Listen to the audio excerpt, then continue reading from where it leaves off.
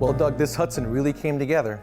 Last season, we tore this thing apart. It was in really bad shape. The body wasn't in bad shape. There was no rust. The floor plans are all cool, but underneath was dirty. Sat in the barn for 20 years, and we really did a good job on this. Oh, this thing absolutely came out spectacular. When I think of what we started with and where we are today, I've been sending my father pictures. He's been looking at this. He's absolutely amazed.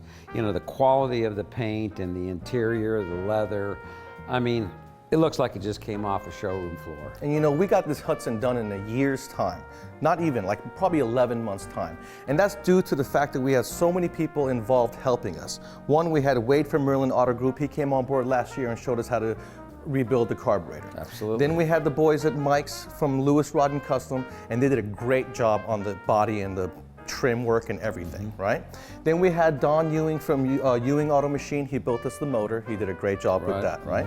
And then we have Bob's Classic Auto Glass. He supplied us with all the glass. Now the glass is the last thing that's gonna go in because we have to make sure that we do it right. We need the bottom channel rubbers for the bottom of the window. We couldn't get those in time, and we were not about to skip that step because we want to put the glass in one time because the interior is going to go in for the final time once we do that, right? You bet, you bet. You know, and the amazing thing with the glass that we've got, it is so difficult to get glass for a 54 Hudson Hornet. I mean, I'm impressed that we were able to get all of this and pull everything together for this beautiful automobile. I mean, it's really something special. It's a classic, and check out that emblem, it lights up. Now you guys with your new Benzes think you're cool with your front emblem lighting up. This is a 54 and that thing lit up. That's pretty cool.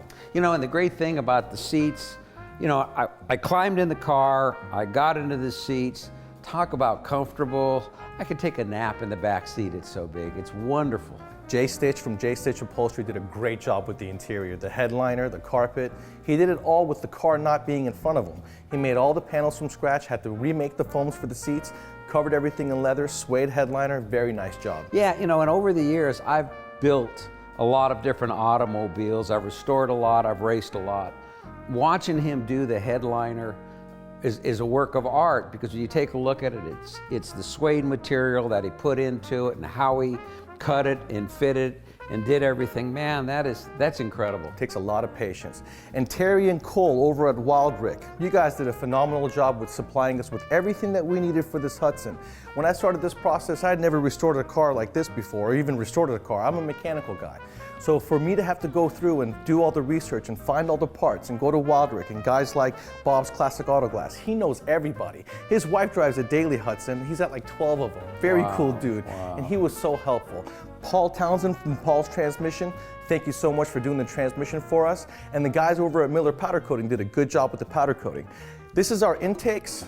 This is, you know, basically a muffler on the intake. That's the carburetor side.